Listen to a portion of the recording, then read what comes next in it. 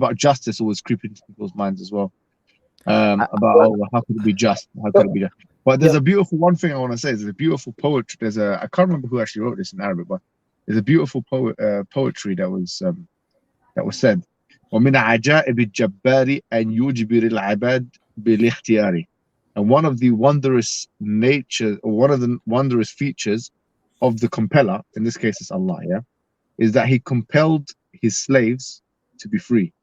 In other words, it's the apex, it's the epitome of being able to of being the omnipotent one, is to allow and to give permission to his own slaves to do their own actions.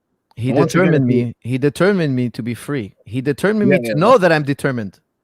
Yeah, exactly. We are self-aware. We are self-aware. This is miraculous. Yeah. We've broken out of the causal chain somehow, some way. This is miraculous.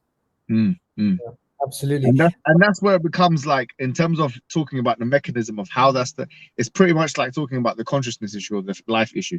How God does that, I don't know if anyone knows or will ever know how that God does that. How he allows us to be free, make our own decisions while still being in control of everything. But obviously, as you said, if we go to Ibn Qayyim's discussion, he creates us, but he lets us do our own action. He creates us, but he lets us, and that's an important distinction. He lets us do our own action, but we don't do our own action unless Allah wills. And that's why the Quran says, وَمَا تَشَاءُونَ إِلَّا أَن يَشَاءَ اللَّهُ. Yeah.